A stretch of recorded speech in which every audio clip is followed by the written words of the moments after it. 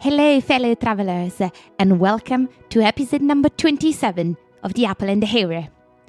My name is Sara Orfali, and today I would like to be your guide on the pathways of history. As I mentioned in the previous episode, things are coming to a head, and the time to wrap up this season and say our goodbyes to all its heroes and heroines draws nearer. I'm definitely sad to see this end, but I'm also relieved and very much proud of the accomplishments. When I started to think about this project on a sunny day or what feels like a lifetime ago, I wasn't even sure that it would get off the ground, let alone continue for a year. I honestly and shamefully thought that it would crash and burn, that I would crash and burn, and this would be yet another of those projects one tosses into a drawer, never to be seen again. It didn't. It grew bigger than my hopes and expectations, and it's all thanks to you, my fellow travelers. You made it all possible. You gave me the courage to start and the perseverance to continue. So thank you. That said, let's start one last path together and conclude our journey with one last character. We've travelled many kilometres on the roads of Europe, starting from a small land full of mountains in the middle of Europe and ending it all with the birth of the greatest European empire of the time. Without the character of these last two episodes, our history would be a lot different than what we studied. He gave us the empire that Rome became famous for. But he also gifted us some more mundane things as well. He was responsible for the overhaul of the Roman calendar in the year 46 BCE in order to properly realign the seasons with the calendar. To do so, he made the year 46 the longest in history, with 445 days in total. It is this calendar, the so-called Julian calendar, which introduced leap years for the first time. His name was given to a month, July, a royal title, Tsar or Kaiser, a form of government, the Caesarianism, and two warships, one British, one Italian. And, according to online surveys, no less than 700 limited companies in the UK alone bear his name.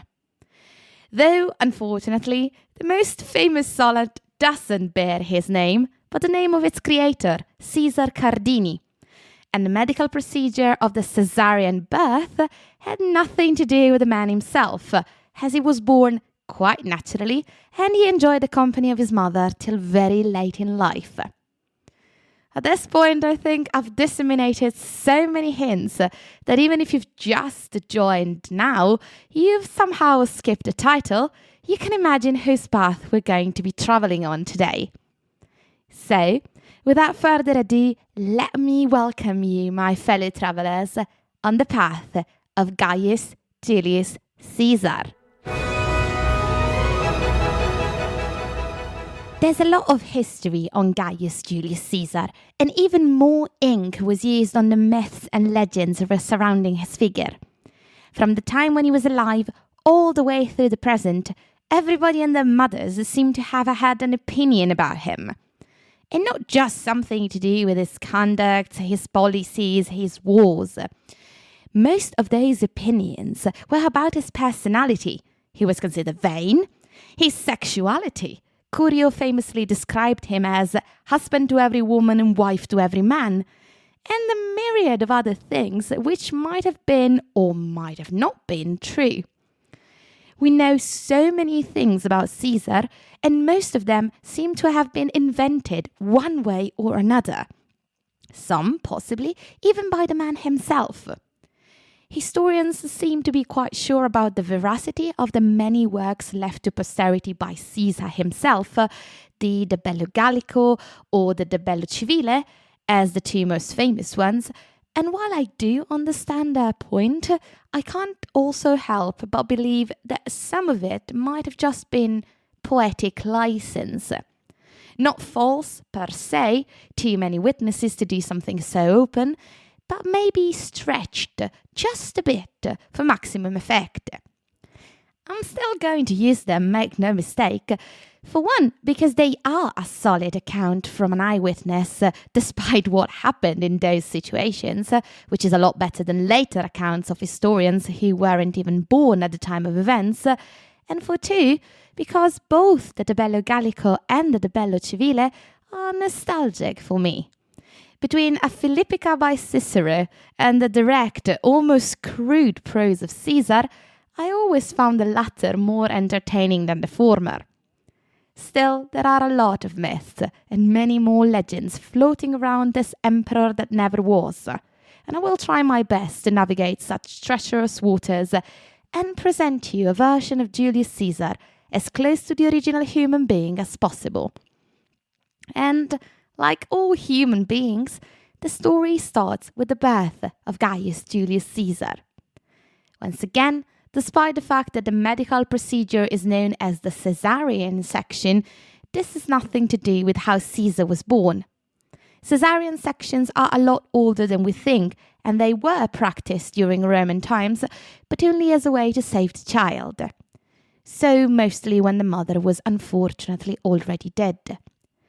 Given that Aurelia Cotta, Caesar's mother, enjoyed quite a long life by Roman standards, she lived up to 66 years of age, we know for a fact that our little dictator in the making enjoyed a normal, boring birth. Being the only son of Aurelia Cotta and Gaius Julius Caesar Sr., on young Julius' shoulders rested the honor of the family. The family ties with Gaius Marius, who had married Caesar's aunt Julia, made the fortune of the family at the beginning. But when Marius died and Sulla started his proscriptions lists, such a closeness only meant their downfall.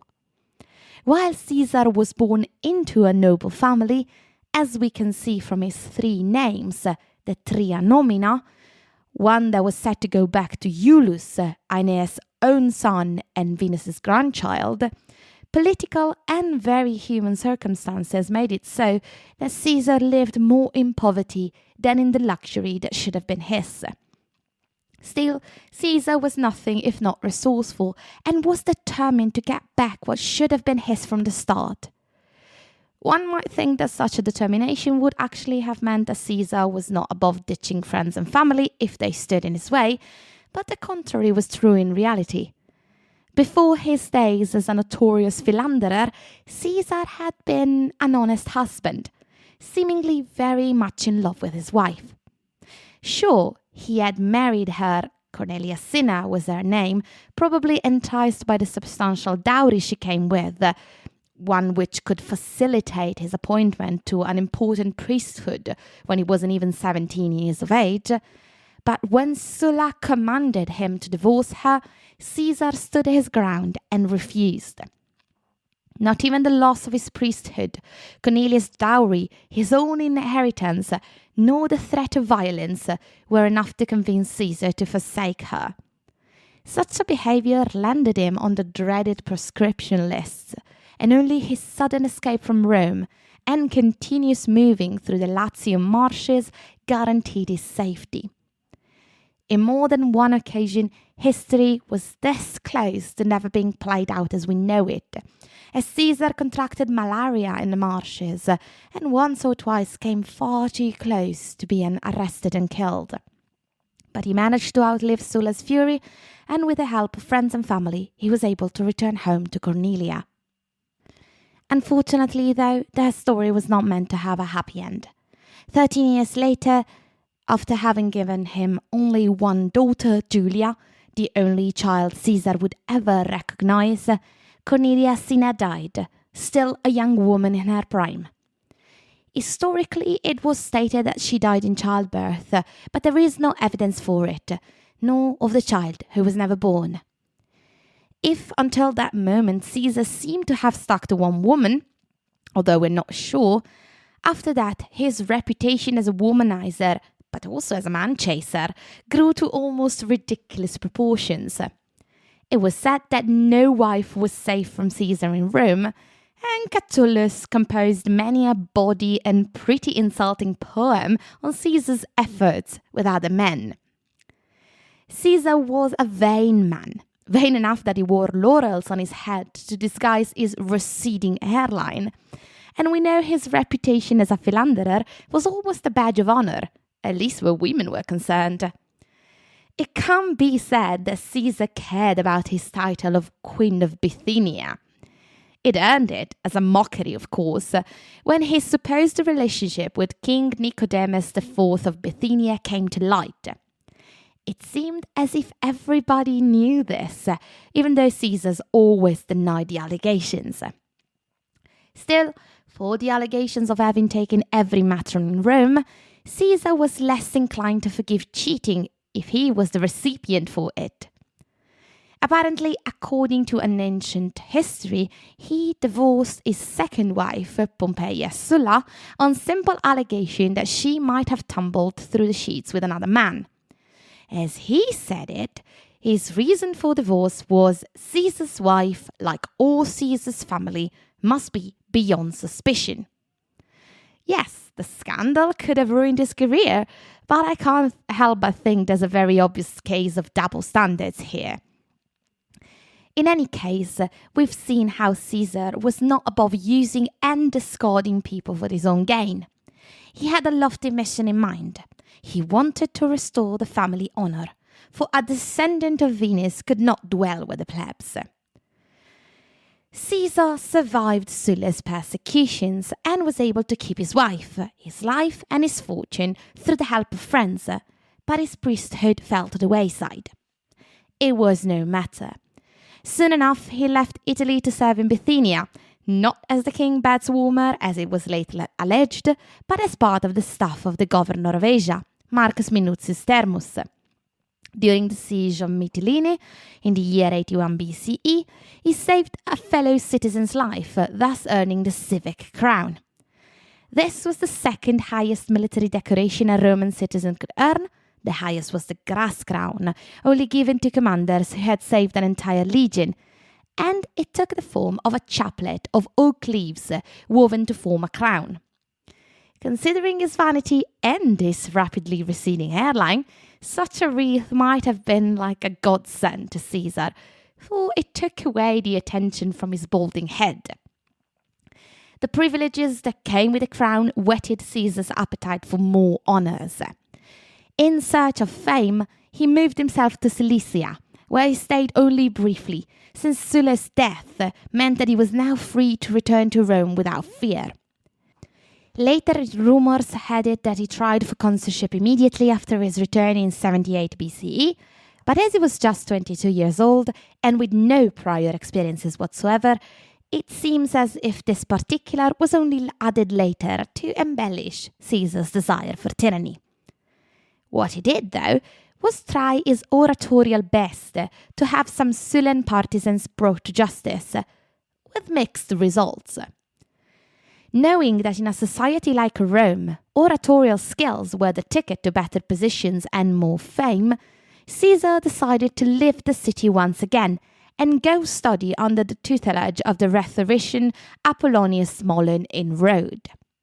As it was, he never made it to the island, having been intercepted and kidnapped by pirates. Just like this, the story is juicy enough. But it's what happened next that, in my opinion, really takes the cake, although there are thoughts that it might have been embellished and exaggerated. So, the story goes that Caesar was kidnapped by pirates and brought to their ship while they discussed ransom for him. After a long and detailed discussion, the pirates settled for a ransom of 30 gold talents. A Roman talent is a measurement of mass, and it typically weighed around 33 kilos of either gold or silver. 30 gold talents meant roughly 990 kilos gold, which, at the current rate it's more or less 84 million US dollars. I did the math 3 times to be sure. It was an impossible sum for anybody, but especially for a family with basically no fortune of his own. By all rights, Caesar should have despaired. No one was going to save him. What he did, though, had nothing to do with despair. When he was told about the sum, he actually snorted and plainly told the pirate captain that he would not stand for such an indignity. If they were to ask a ransom, it could not be such a pittance. Why 30 talents only? Why not make it around 50?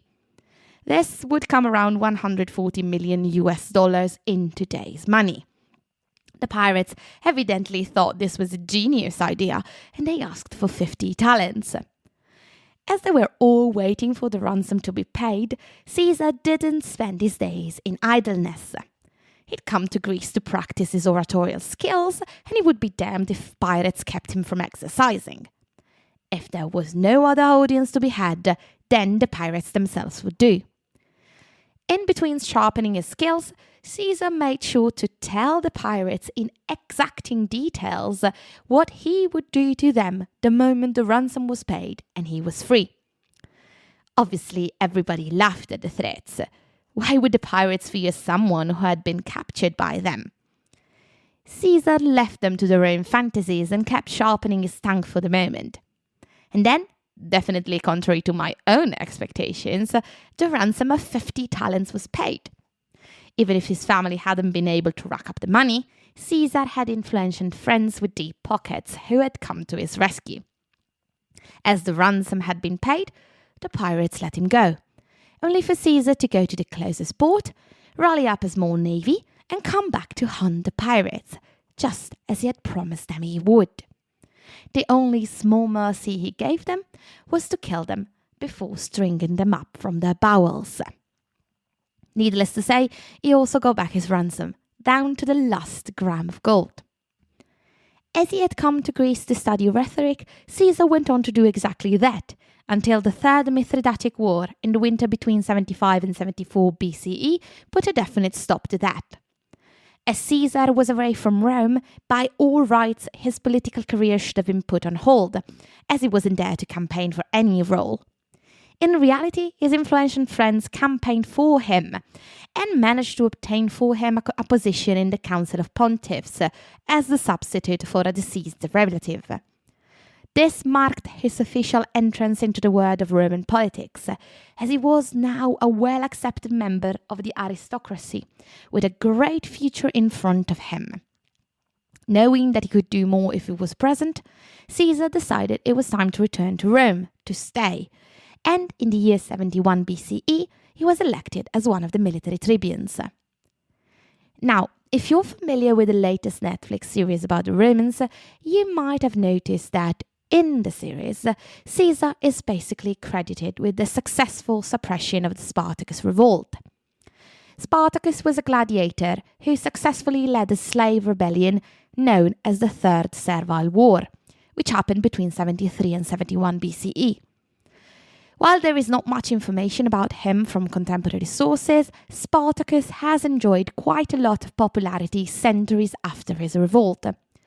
From Karl Marx to Stanley Kubrick, our modern world has hailed Spartacus as a hero of the masses, a freedom fighter, leading his people against the oppressive Roman system.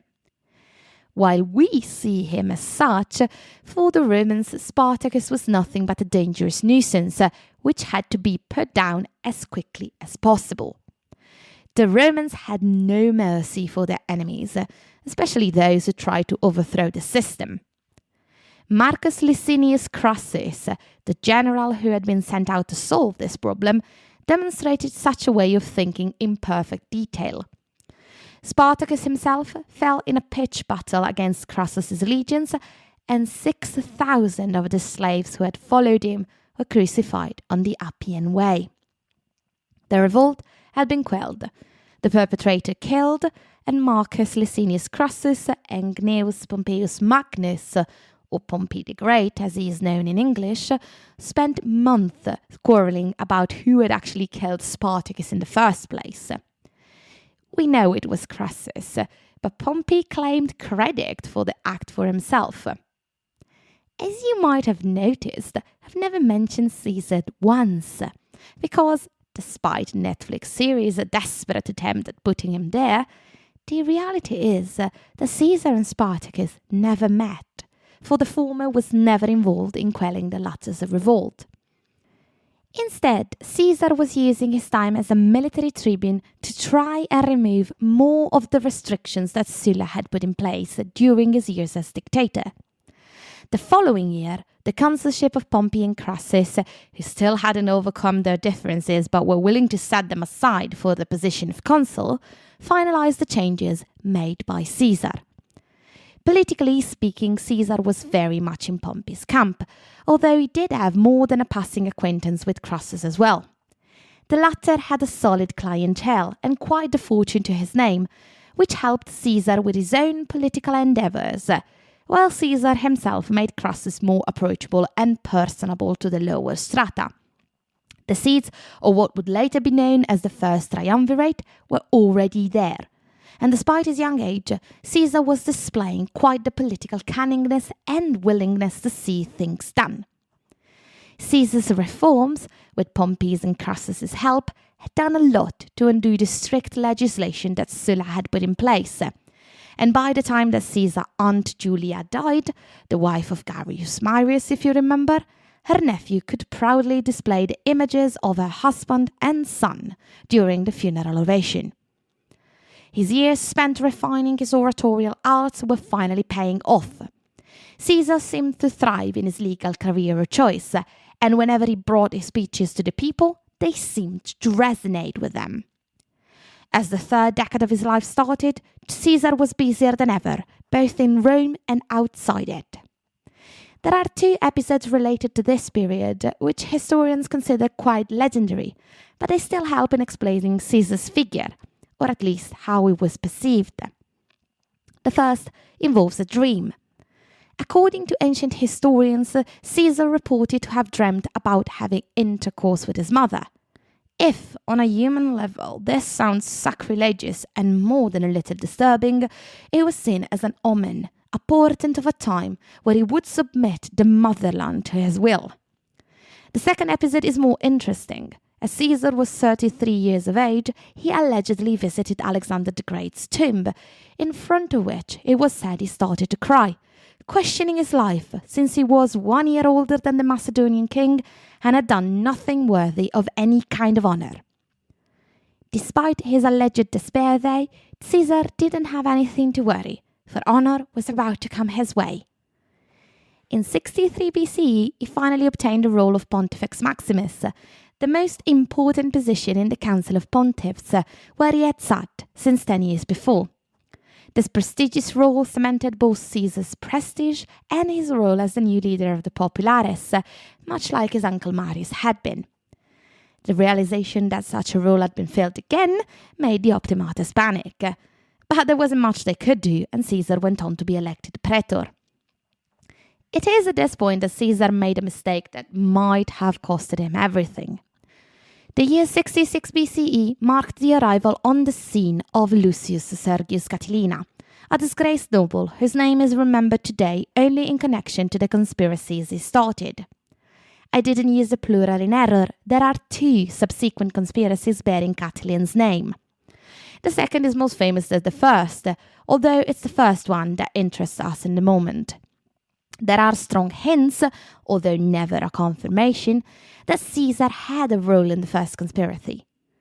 Catilin wanted to overthrow the government and had allegedly offered the position of dictator to Crassus, who in turn had chosen Caesar as his master of the horse. The conspiracy failed, either because Crassus himself turned down the offer or because Caesar at the last minute didn't give the signal. Undaunted, Catilin tried 3 years later, and once again it seemed as if Caesar had been interested in the coup. When Cicero discovered the conspiracy, Caesar's name popped up as a conspirator.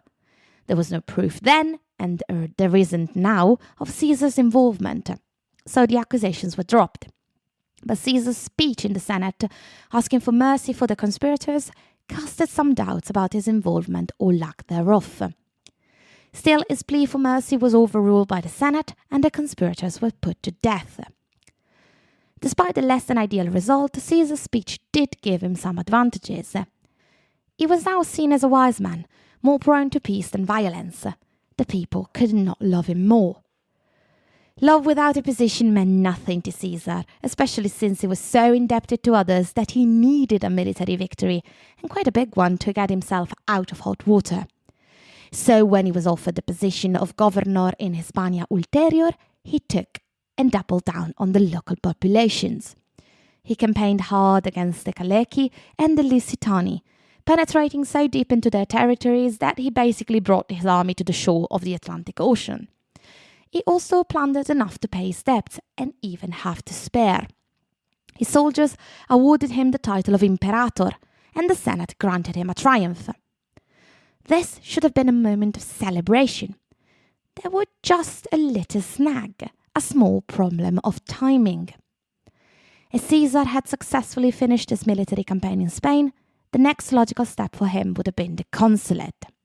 The problem was that the triumph that the Senate had granted him was exactly on the last day Caesar could candidate himself for consulship. Let me make things a little clearer. To candidate himself for consulship, Caesar needed to physically enter Rome and announce his candidacy in person, wearing a white toga, a toga candida, which is where the words candidate come from. To do so, he would have needed to dismiss the army and depose his armor and weapons. But since he had been granted a triumph, if he wanted to celebrate it, he couldn't dismiss the army. Had the Senate granted him a triumph a little earlier, he could have had his triumph and then go on to present his candidacy. As it was, Caesar didn't have enough time. He had asked if he could present his candidacy in absentia, but the Senate, led by Marcus Porcius Cato Uticensis, a strong conservator, had denied his request. There seemed to be no way that Caesar could have his cake and eat it too, and he knew that as well. And so, faced with the most important decision of his political career, Caesar did the only possible thing. He forwent to triumph and presented himself as candidate for the next consulship. He won the post, and thus started his first consulship in the year 59 BCE. That would be the start of something that would rock the entire Roman world. Now that Caesar is finally seated on the highest chair of the Roman Republic, this seems like a good place to stop and take a rest. If until this moment Caesar has done nothing particularly surprising, what will come next would leave his contemporaries baffled and uncertain. We tend to see Caesar now as this omniscient entity, pulling the strings everywhere he went. We tend to think of him as a prodigy, a genius, a young man so bedazzled by power that he would stop at nothing to obtain it. We think that what happened quickly, from a nobody to a deity almost overnight. But this wasn't a quick change. Sure, Caesar had always wanted the power, the glory, the fame, but he had put in the work to get them. He'd done his time, his duty. He had climbed the ladder as he was supposed to, and only when he had reached the top, he started to think about how he could change things. Caesar's actions are not the whims of a youth too inexperienced to know better. They are the calculated steps of someone who knew the rules enough to exploit the loopholes. And in the next episodes, we're going to see exactly how Caesar exploited the loopholes to get himself as legally as possible to the position of perpetual dictator, and how his actions impacted on others and, in return, on himself. In the meantime, I invite you once again to join me on my Instagram channel, The Apple and the Hero. And when you do, please say hi. I am very happy to make your acquaintance. As always, all the research and the writing for this episode has been done by me, Sara Orfali, Doctor in History. Goodbye for now. Safe travels.